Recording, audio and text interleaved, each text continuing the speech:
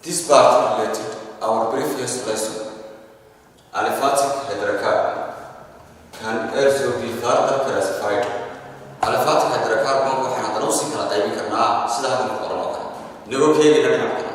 Marka dhinac weyn ku yeegina aliphatic hydrocarbon waxaan la saturated ba mise waa saturated noo kala saaran double bond iyo single bond. Double bond iyo triple bond iyo single bond kuwa kala saaran. Inta waxaan kala yeegnaa nagoo kala saari doonaa structure ku. Aliphatic hydrocarbon can also be further classified si aad u fog baynu si kala saari karnaa. Cyclic baa cyclic.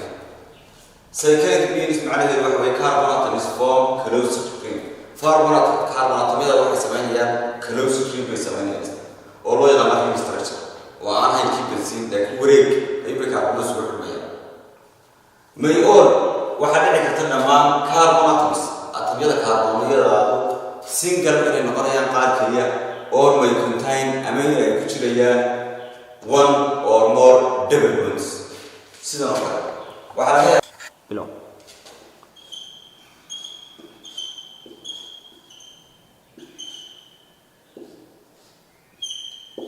markaynu sheegayno cyclic carbon atoms arranged in a ring as a ring. They may have double bond or they may have triple bond. Whatever they have single bond, double bond, or triple bond. Which may be single bond, or maybe they have a double bond. A cyclic is a vice versa. Carbon atoms are linked in an open chain. Carbon atoms waxay u furaan doonaan si silsilad dheer ay u furaan doonaan. Silsilada waxay samayn doontaa branch bay samayn kartaa, waxay samayn kartaa straight bay samayn kartaa, iyo labadaba ku samayn kartaa. Laakiin wareeg uma samayn karto. wareeg hadii leeyahay waa cyclic. Cyclic waxa wareeg sameeyay laakiin straight sameeyay ama branch sameeyay. Sidaas open chain ku sameeyay. Kuwaas waxay ku sameeyaan closed chain. Silsilada waa inay xidhaatay sawirkiisa. Waa way tahay. Kana wuxuu sameeyay waxay open chain ka structure ku sameeyay ka aan soo koonqadan soo kumbar bidho ka sare ku sameeyay karaa sida double cycle ka waxa kale double bond ama triple bond ama single bond kiisa wax hore asagoo sidaas oo kale ayuu ku sameyn karaa. Single bond kiisa ay ku ahaan haddii barbar dhigna kan wuxuu ku ahaan karaa wax toos u socon carbon wuxuu ku noqon karaa carbon kaaga mid sameynaya branch isla laftiisa wuxuu yeelan karaa double bond hadduu doono ku yeelan karaa triple bond whatsoever. laakiin waa inuu sameyn close ama soo wareegsan carbon atoms arranged as a ring. And this one carbon atoms may be straight chain or may be branch chain. Okay. Types of formula. This is a new lesson. Empirical formula. Molecular formula. waxaan dhigan doonaa types of formula. noocyada formulooyinka ee organic chemistry.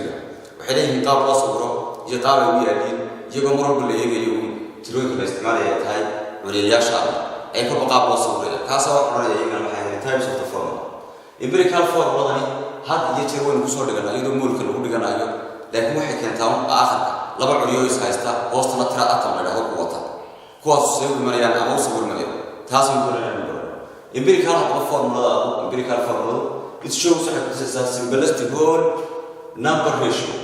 tirada ugu yar ee atomyada inay gaarsiiso oo ratio ku sameeyay ayay ku tusaysaa of atoms of each element. atomyada curiyo kasta present ku jira in the compound isku dhiskaaga. tusaalahaan soo qaadano sidaas halka la dhaho waa carbon iyo hydrogen. carbon waa 4 halka hydrogen tan ay saa ku tahay. this can be way marka empirical care waa inuu sameeyay maxay ratio waa maxay tirada atomskaaga ayaa soo qaadanaysa number ka yar ayaa dhinac kasta u qaybinaysa 4 ugu shaqeey waxaan helaynaa marka maxay 1 ratio 2. So 1 ratio 2 we can draw it like this. This is empirical formula. And also we call this one molecular formula. It's simplified. Simplest whole number of ratio. You have to divide the number is smallest number of both sides of atoms. Then you will get a small number of atoms. So we can call this one empirical formula. Empirical formula small number of atoms. It has a small number of atoms. That is why we call it empirical formula. We cannot divide it in a simple way, in a similar this one, in a smaller this one.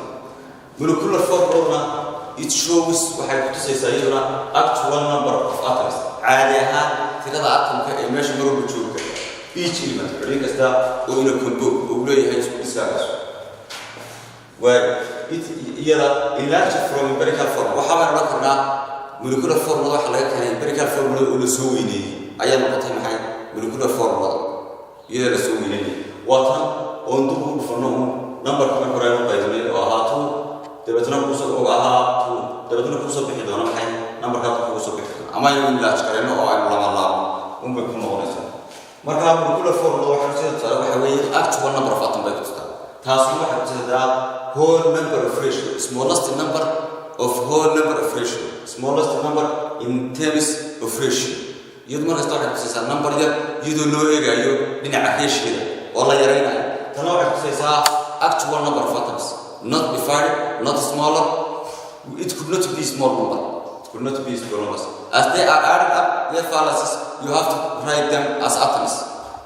وحضرتك يسألون سيدا فارسي أقعد بسوكر وريكسي مركي هره let us take an example. هذا السؤال على نقطة صراحة we have aluminium here. Aluminium have three valence electrons in its outermost shell electrons. If we have here oxygen we know its valence is -2. If that valences are not same, so we have to crisscross them and put them as a lower script in that combo. So we can put here 2, and so we can put another here 3 in a crisscross way. So we have to put that valences, and we are going to put them as atoms in a crisscross way. So this one 2 and this one 3. You cannot make them as a whole number of ratio. In order to get empirical formula, you could not be able to make them as a whole number of ratio. You can make more such like this, blah blah. We cannot say like this. More because of this actual number of atoms, they will never change. Marka waxa aan hayro saaraan kale imika markaan soo qaadanayno molecular formula tan oo kale soo qaadanayno. This one is 4 and this one is 8. وحنا لها this molecular formula. Find the molecular formula. You have a molecular formula. You can reduce it in empirical formula. But if you have a molecular formula where you have reduced empirical formula, واحد كسو دليلين كرتا هذا ليس كله empirical formula هذه molecular formula وقت دليلين كرتا. يعني ما تكسو درف كرتا. You can derive from it. If you have empirical formula, you can derive from it. It is molecular formula.